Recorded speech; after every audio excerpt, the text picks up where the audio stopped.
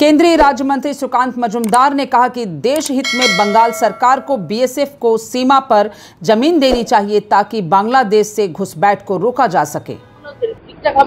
দেখুন সেই যতক্ষণ না পর্যন্ত সেই জমি বিএসএফ পাচ্ছে ততক্ষণ পর্যন্ত অ্যাটলিস্ট এই সরকারকে আমি অন্ততপক্ষে বিশ্বাস করতে পারছি না। তবে আশা করব দেশের স্বার্থের কথা মাথায় রেখে পলিটিক্যাল যে জাগলারি সেই পলিটিক্যাল জাগলারি থেকে বাইরে এসে দেশের স্বার্থের কথা চিন্তা করে জমি দেওয়া উচিত।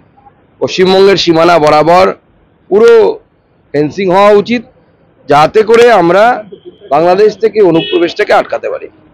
অনুব্রত মণ্ডল তো হাজিরাই দিচ্ছেন না, একের পর এক দল বেরিয়ে যাচ্ছেন, গ্রেফতার কি হবেন? পার্টি অফিসে যাচ্ছেন, না পুলিশ গ্রেফতার করতে না চাইলে আপনি কিভাবে গ্রেফতার করবেন? হাজিরার সাথে কি সম্পর্ক? বাড়ি থেকে গিয়ে তো তুলে আনতে পারে, আনছে না কেন? পুলিশ গ্রেফতার করবে না, পুলিশের সেই সাহস নেই, সৎ সাহস নেই।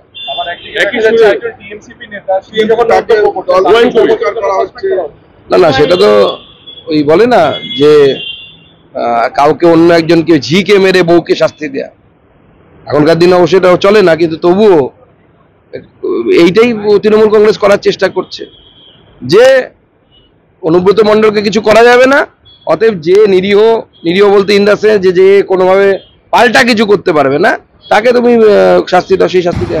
दिन भर की ताज़ा तरीन खबरों और ब्रेकिंग न्यूज के लिए बने रहिए स्पष्टता न्यूज के साथ।